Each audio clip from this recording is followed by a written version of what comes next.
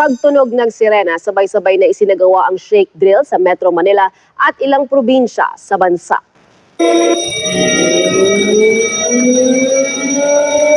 Paghahanda ito sa pinangambahang pagtama ng magnitude 7.2 na lindol.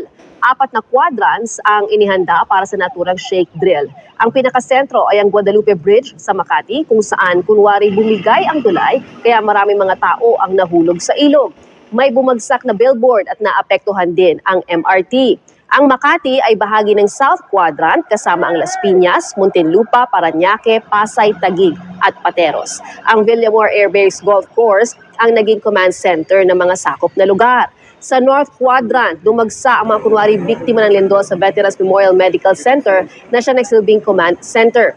Ang mga nasugatan ay epekto ng pagsabog at nadaganan ng mga gumuhong struktura at gusali. Sakop ng North Quadrant ang Caloocan, Mandaluyong, Quezon City, San Juan at Valenzuela. Sa Marikina naman, pinakatampok sa drill ang pagguho ng isang malaking shopping mall.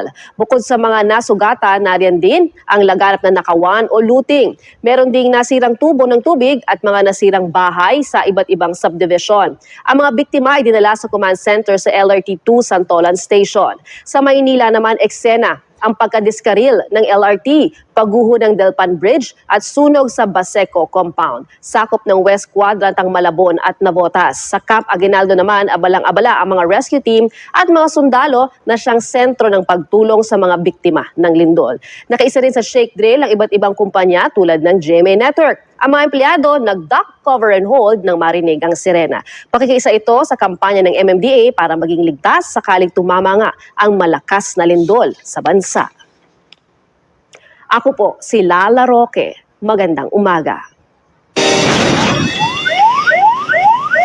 Pagresponde sa iba't ibang saunang pwedeng maranasan sakaling tamaan ng malakas na lindol ang Metro Manila.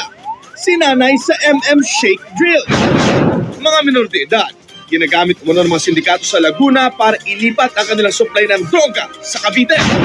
At Alden Richards, may pasabog daw na sorpresa para kay Maine Mendoza sa first anniversary ng ALBA. Yan ang pumang balita. Abangan sa pinagkakatiwalaang 24 oras.